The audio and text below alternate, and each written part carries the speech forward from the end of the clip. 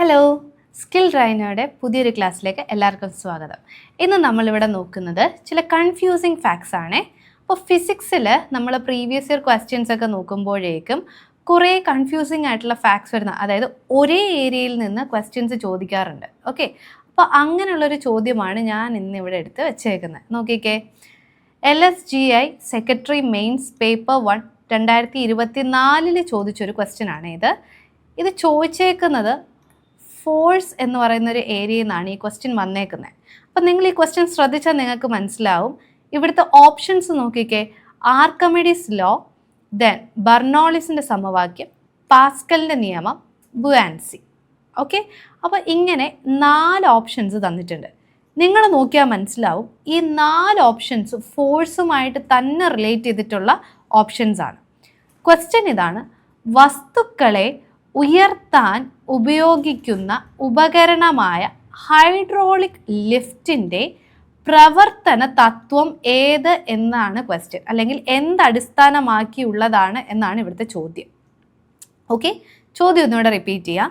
വസ്തുക്കളെ ഉയർത്താൻ, ഇതാണ് ഇവിടുത്തെ പോയിന്റ് കേട്ടോ, വസ്തുക്കളെ ഉയർത്താൻ ഉപയോഗിക്കുന്ന ഉപകരണമായ ഹൈഡ്രോളിക് ലിഫ്റ്റിൻ്റെ പ്രവർത്തന തത്വം എന്തിനെ അടിസ്ഥാനമാക്കിയാണ് എന്നുള്ളതാണ് ക്വസ്റ്റ്യൻ. അങ്ങനെയാണ് നമുക്ക് 4 ഓപ്ഷൻസ് ഇവിടെ തന്നിട്ടുള്ളത്. ഓക്കെ, അപ്പോൾ ആർക്കിമിഡീസ് തത്വം, ബുയാൻസി, ഇവർ രണ്ടുപേരും എന്താണ് കോറിലേറ്റ് ചെയ്തിട്ടുള്ള ആൾക്കാരാണ്. അതായത് ആർക്കിമിഡീസ് തത്വം ഡിസ്കസ് ചെയ്യുന്നത് എന്തിനെ പറ്റി തന്നെയാണ്, ബുയാൻസി എന്ന് പറയുന്ന ഒരു ഫോഴ്സിനെ പറ്റിയിട്ട് തന്നെയാണ്. ഓക്കെ, ഇവിടെയും എന്താ പറയുന്നേ, മുങ്ങുകയും പൊങ്ങുകയും ചെയ്യുന്നത്. ഓക്കെ,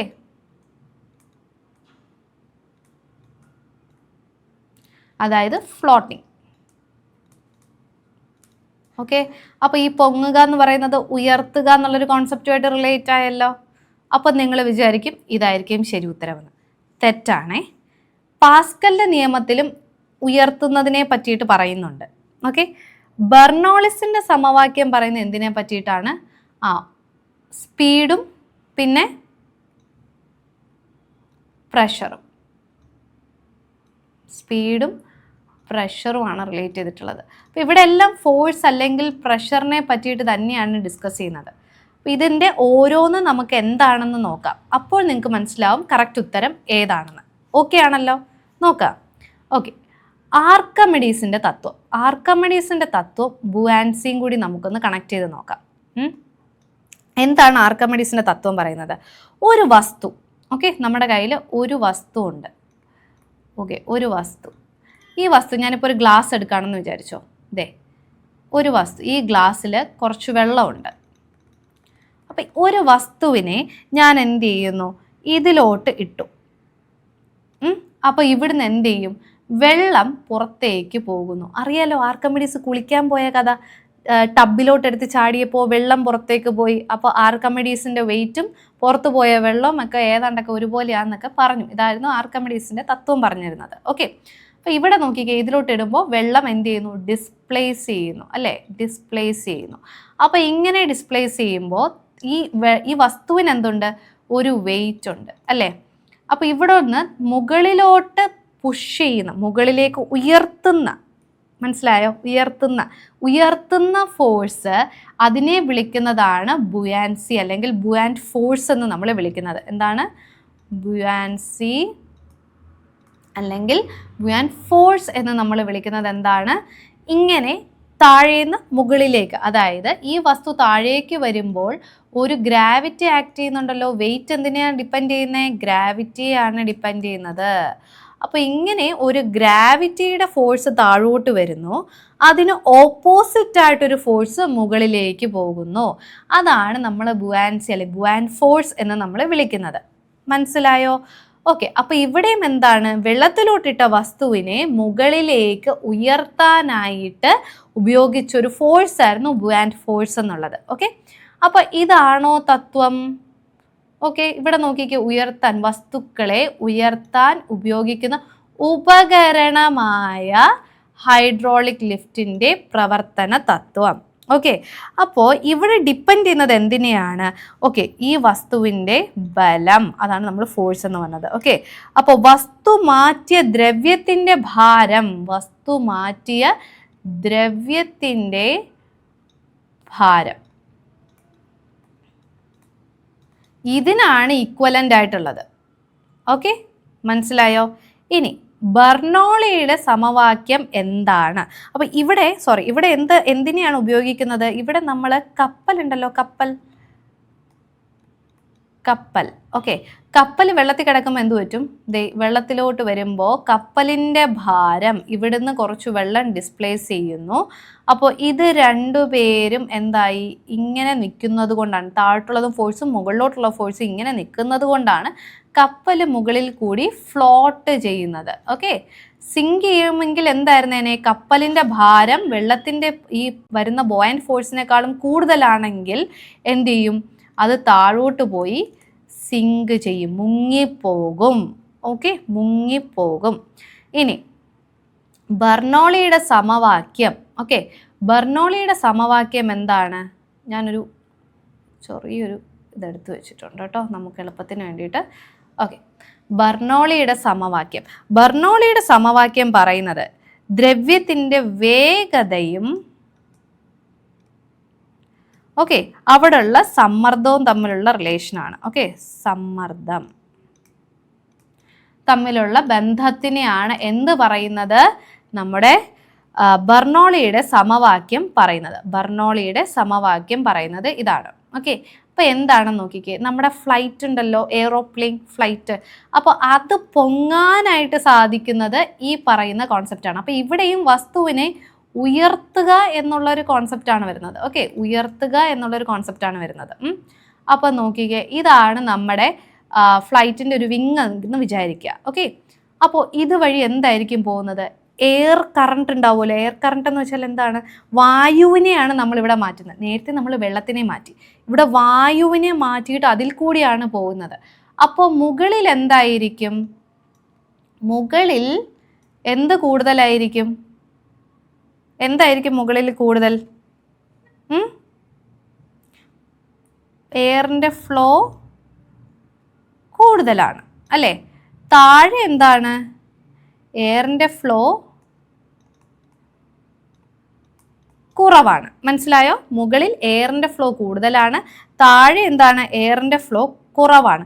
നമ്മൾ എന്താ പഠിച്ചേ? ഇൻവേഴ്സ്ലി പ്രപ്പോർഷണലാണ്.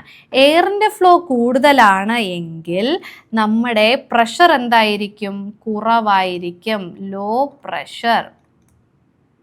ഓക്കെ, ഇവിടെയോ? ഇവിടെ എന്തായിരിക്കും? ഇവിടെ മുകളിലേക്കൊരു പുഷ് വരുന്നു. വൈ?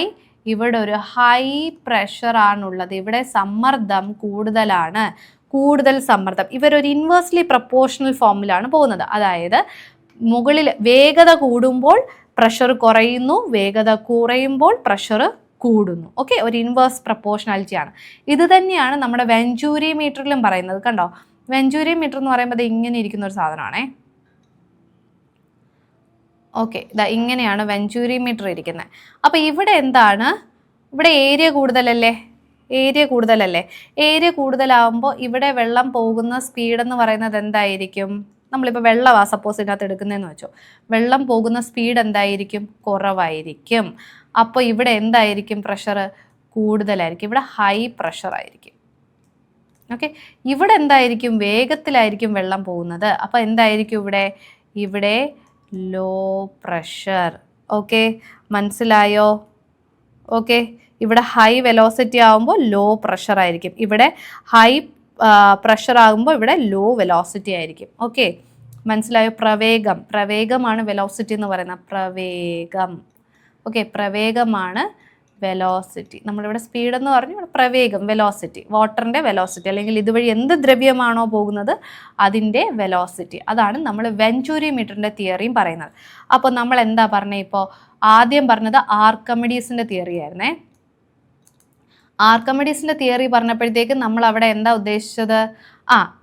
ഫോഴ്സും ബലവും നമ്മൾ ഡിസ്പ്ലേസ് ചെയ്ത വെള്ളവും അല്ലെങ്കിൽ ദ്രവ്യം. ഓക്കെ, ഡിസ്പ്ലേസ് ചെയ്ത ദ്രവ്യവും അവിടുത്തെ ഫോഴ്സും തമ്മിലുള്ള റിലേഷനാണ് പറഞ്ഞത്. ഇവിടെ എന്താണ്, ഇവിടെ വേഗതയും സമ്മർദ്ദവും തമ്മിലുള്ള റിലേഷനാണ് നമ്മൾ പറയുന്നത്. ഓക്കെ, അപ്പോൾ ഇവിടെ എന്ത് വേണം, ഒരു മൂവ്മെൻറ്റ് വേണം അല്ലേ. നമ്മളൊരു വസ്തുവിനെ പൊക്കുന്നു. ഹൈഡ്രോളിക് ലിഫ്റ്റ് എന്ന് പറയുന്നത് എന്താണ്? ഹൈഡ്രോളിക് ലിഫ്റ്റ് ഒന്ന് ആലോചിച്ച് നോക്കിക്കേ, എന്താണ് ഹൈഡ്രോളിക് ലിഫ്റ്റ് എന്ന് പറയുന്നത്? നമ്മുടെ ഇതാണ് അതിൻ്റെ സെറ്റപ്പ് എന്ന് പറയുന്നത് അല്ലേ. ഹൈഡ്രോളിക് ലിഫ്റ്റിൻ്റെ സെറ്റപ്പ് എന്ന് പറയുന്നത് ഇങ്ങനെ ഇരിക്കും. ഓക്കെ, ഈ കാർ കടയിലൊക്കെ കാർ പൊക്കാൻ വേണ്ടിയിട്ട് ഉപയോഗിക്കുന്നത്, നമ്മുടെ ഈ വർക്ക്ഷോപ്പിലൊക്കെ കാർ പൊക്കാൻ വേണ്ടിയിട്ട്, ഇപ്പം നമ്മുടെ സപ്പോസ് വണ്ടിയുടെ ടയർ പഞ്ചറായി കഴിഞ്ഞാൽ നമ്മൾ എന്ത് ചെയ്യുന്നു, ജാക്ക് വെക്കുന്നു അല്ലേ. അപ്പോൾ ജാക്ക് വെച്ചിട്ട് ഇതിനെ പൊക്കുന്നു അല്ലേ. അപ്പോൾ അതും എന്താണ്, ഈ പറയുന്ന അതേ പ്രിൻസിപ്പിൾ തന്നെയാണ് ഫോളോ ചെയ്യുന്നത്. അടുത്ത ആരാണ്? പാസ്കൽ. അപ്പോൾ പാസ്കലിൻ്റെ ലോ പറയുന്നത് എന്താണെന്ന് നോക്കിക്കേ. ഇവിടെ നമ്മളൊരു ഫോഴ്സ് കൊടുക്കുന്നു എന്ന് വിചാരിക്കുക. ഓക്കെ, അല്ലെങ്കിൽ ഇവിടെ നമ്മളൊരു പ്രഷർ കൊടുക്കുന്നു എന്ന് വിചാരിക്കുക. ഫോഴ്സ് ഓർ പ്രഷർ നമ്മൾ ഇവിടെ അത് കൊടുക്കുമ്പോഴത്തേക്ക് ഇവിടെ എന്ത് സംഭവിക്കുന്നു, ഇവിടെ നമ്മൾ എന്താണോ കൊടുക്കുന്നത് അത് ഇവിടെ ഈക്വലായിട്ട് ഡിസ്ട്രിബ്യൂട്ട് ആവുന്നു. നമ്മളിപ്പോൾ ഒരിടത്ത് കൊടുക്കുന്ന സാധനം എല്ലായിടത്തും ഒരുപോലെ വരുന്നു. ഇവിടെ ഇതിനകത്ത് എന്താ ഉള്ളത്, ഇതിനകത്ത് ദ്രവ്യമാണുള്ളത്. ഓക്കെ, ദ്രവ്യമാണ് ഇതിനകത്തുമുള്ളത്. അപ്പോൾ ഈക്വലായിട്ട് ഈ ദ്രവ്യത്തിൽ കൂടി ഡിസ്ട്രിബ്യൂട്ട് ചെയ്യുമ്പോൾ ഇവിടെ നമ്മൾ കൊടുക്കുന്ന പ്രഷർ ഇവിടെ എന്ത് ചെയ്യുന്നു, അതുപോലെ തന്നെ തിരിച്ചു വരുന്നു. അപ്പം നോക്കിക്കേ, ഇവിടെ നമ്മൾ P1 എന്ന് പറയുന്ന ഒരു പ്രഷർ കൊടുത്തു എന്ന് വിചാരിക്കുക. P1 എന്ന് പറയുന്ന ഒരു പ്രഷർ കൊടുത്തു.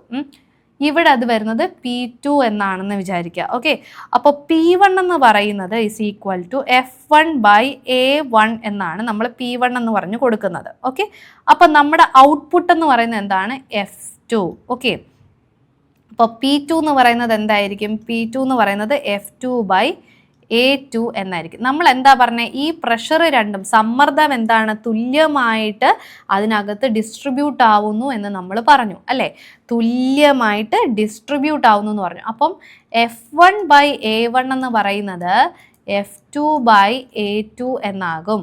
അപ്പോൾ ഇവിടെ വരുന്ന ഫോഴ്സ് F2 എന്താകും, F2 is equal to F1 multiplied by A1/A2 എന്ന് വരുന്നു. മനസ്സിലായോ? ക്ലിയർ ആയോ പറഞ്ഞത്? അപ്പോൾ ഇങ്ങനെ വരുന്നു. ഓക്കെ, ക്ലിയർ ആയോ?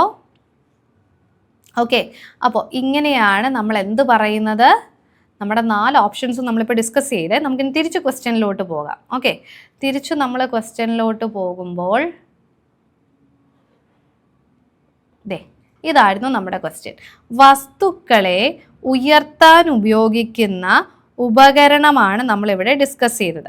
അപ്പോൾ ആദ്യത്തെ എന്തായിരുന്നു നമ്മൾ പറഞ്ഞത്, മുങ്ങുക പൊങ്ങുക അല്ലെങ്കിൽ പൊങ്ങൽ. ഓക്കെ, ഇതിനെ ബേസ് ചെയ്തിട്ടായിരുന്നു. അടുത്ത എന്തായിരുന്നു, ദ്രവ്യത്തിൻ്റെ വേഗവും സമ്മർദ്ദവും. ഓക്കെ, ഇവിടെയാണ് നമ്മൾ എന്ത് പറഞ്ഞത്, സമ്മർദ്ദം ഒരുപോലെ പകരണം.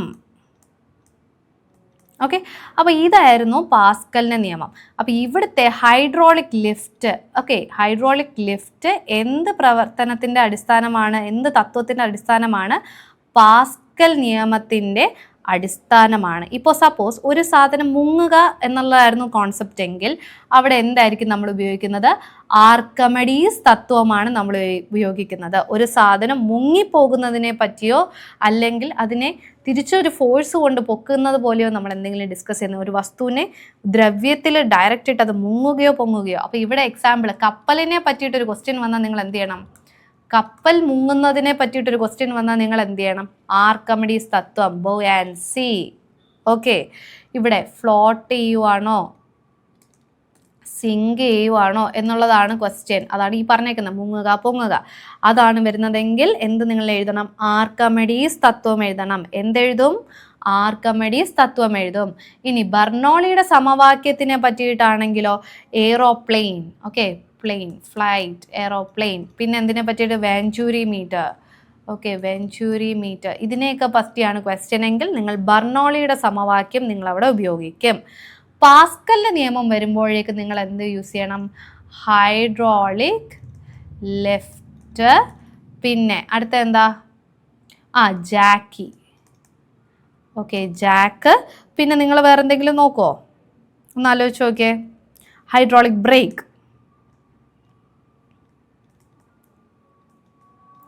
Hydraulic break. അപ്പോൾ ഇതിനെയൊക്കെ പറ്റിയിട്ടാണ് ക്വസ്റ്റ്യൻ വരുന്നതെങ്കിൽ നിങ്ങൾ എന്ത് ഉപയോഗിക്കും?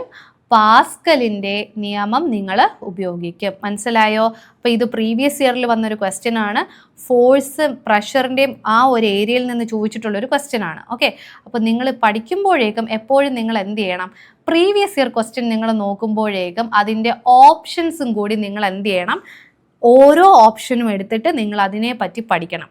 ഓക്കെ, ഒരു ക്വസ്റ്റ്യൻ തരുമ്പോൾ നിങ്ങൾ വസ്തുക്കളെ ഉയർത്താൻ ഉപയോഗിക്കുന്ന ഉപകരണമായ ഹൈഡ്രോളിക് ലിഫ്റ്റിന്റെ പ്രവർത്തന തത്വം ഡാഷ് അടിസ്ഥാനമാക്കിയുള്ളതാണ് പാസ്കൽസ് നിയമം. ഇങ്ങനെ പഠിക്കാതെ നിങ്ങൾ എന്ത് ചെയ്യണം? ഓരോ ഓപ്ഷനും നിങ്ങൾ ചെക്ക് ചെയ്യണം. ഓരോ ഓപ്ഷനിലും എന്തിനെ പറ്റിയിട്ടാണ് പറയുന്നത് എന്നുള്ളത് നിങ്ങൾ ചെക്ക് ചെയ്തിട്ട് ആ ഓരോ ഓപ്ഷനും നിങ്ങൾ മനസ്സിലാക്കി നിങ്ങൾ പഠിച്ചു കഴിഞ്ഞാൽ ഈ ഏരിയയിൽ നിന്ന് നിങ്ങൾക്ക് ഫുൾ മാർക്ക് നിങ്ങൾക്ക് സ്കോർ ചെയ്യാം. ഇപ്പോൾ ഓൾമോസ്റ്റ് എല്ലാ ഓപ്ഷൻസും നമ്മൾ ഡിസ്കസ് ചെയ്തിട്ടുണ്ട്. എല്ലാ ഓപ്ഷൻസും ഒരേ ഏരിയയിൽ നിന്നുള്ളതാണ്. ഓക്കെ, ഇപ്പം നമ്മൾ ഫോഴ്സ് ആൻഡ് പ്രഷർ പഠിക്കുമ്പോഴേക്കും, ഓക്കെ, ബലം അല്ലെങ്കിൽ സമ്മർദ്ദം ഇത് പഠിക്കുമ്പോഴേക്കും നമ്മൾ തീർച്ചയായും നോക്കിയിരിക്കേണ്ട ഒരു ഏരിയ ആണ് നമ്മളിപ്പോൾ ഡിസ്കസ് ചെയ്തത്. എല്ലാവർക്കും മനസ്സിലായി എന്ന് ഞാൻ വിശ്വസിക്കുന്നു. ഓക്കെ, അപ്പം അടുത്ത ക്ലാസ്സിൽ നമുക്ക് വീണ്ടും കാണാം. Okay, so thank you, by.